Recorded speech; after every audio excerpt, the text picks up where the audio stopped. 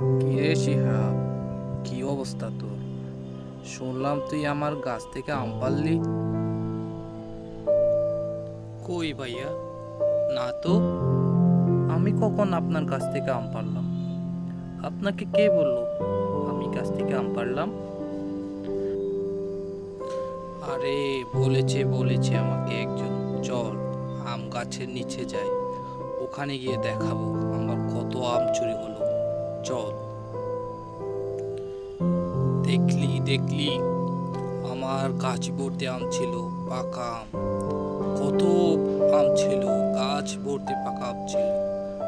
হঠাৎ দেখলাম গাছে আম নেই। আমাকে রাহুল বলল, তুই নাকি দুপুরবেলা এসে আম পারলি। না ভাইয়া, আমি তখন স্কুলে ছিলাম, আমি কখন আম পারলাম? আপনি রাহুলকে ডাকুন, আজকেই প্রমাণ হওয়া দরকার। কি রে রাহুল, তুই না বললি আমার ভাতিজা আম পারলো, আমার ভাই আম পারলো, বললি না?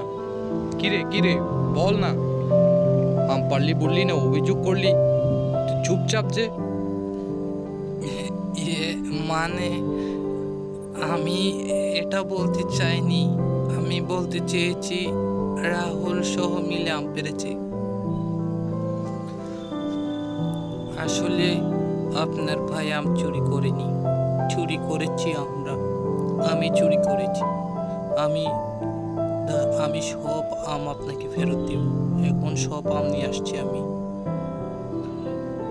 এই নিন আপনার সব আম, আপনার হাতেই নিন। আরে না, আমার লাগবে না। কিন্তু কথা হলো, কারু গাছ থেকে অথবা কারু কাছ থেকে কিছু নেওয়ার আগে অনুমতি নিতে হয়, এটা কি জানিস? অবশ্যই অনুমতি নেওয়া দরকার। আমার থেকে খুঁজলে কি আমি না দিতাম? আমি কি তোদের না বলতাম? কখনোই না। এই নে, তোদের হাতে নে, এই আমগুলা তোরা খাস।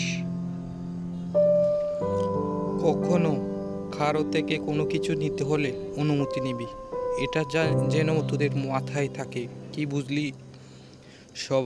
সবার কাছ থেকে কোনো কিছু নেওয়ার আগে অনুমতি নেওয়া প্রয়োজন, সেটা মাথায় রাখবি। আর কখনো যাতে এই ভুল না হয়। সবার উদ্দেশ্যে বলা, অনুমতি ব্যতীত কারো গাছ থেকে কোনো কিছু পারা, কোনো চুরি করা ভালো না। অনুমতি নেওয়া আবশ্যক। অনুমতি নিয়ে সব কিছু সম্ভব।